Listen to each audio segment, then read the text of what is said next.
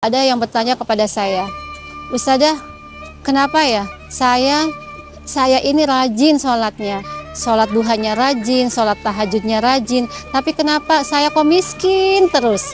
Sedangkan tetangga saya, teman saya, mereka melalaikan sholat, tidak sholat fardu, apalagi sholat tahajud, sholat duha, bahkan semuanya nggak sholat, sunnah pun tidak sholat, tapi kok hidupnya enak, mau apa-apa dia gampang.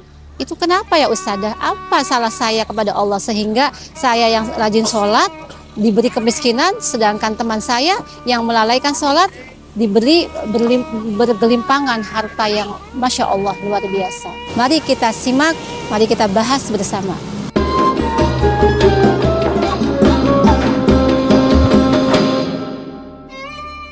Hal yang semacam itu adalah di dalam hukum Islam namanya istijrot.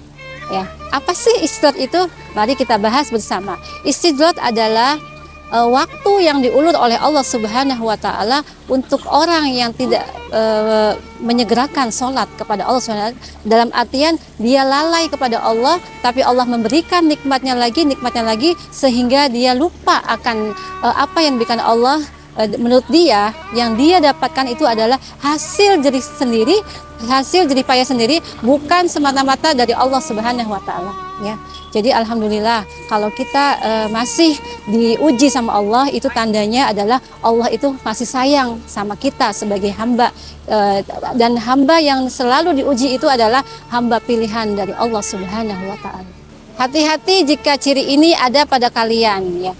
Kenapa? Karena biasanya Allah memberikan istijrot kepada hambanya itu di saat hambanya itu mati akan hatinya.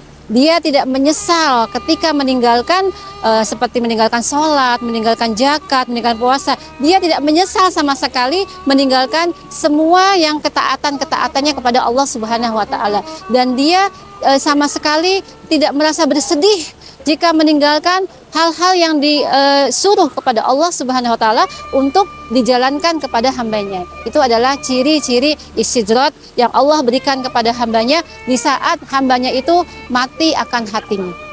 Lalu bagaimana solusinya agar Allah tidak memberikan istijrot kepada kita? Yang pertama adalah kita harus berserah diri kepada Allah Subhanahu wa taala. Kita harus mengakui bahwasanya semua yang kita dapatkan adalah sumbernya dari Allah Subhanahu wa taala. Kita harus berzikir, berbanyak bersolawat kepada Allah Subhanahu wa taala, kepada Rasulullah Shallallahu alaihi wasallam, dan kita harus selalu menjalankan perintahnya Allah Subhanahu wa taala dan meninggalkan larangannya Allah Subhanahu wa taala.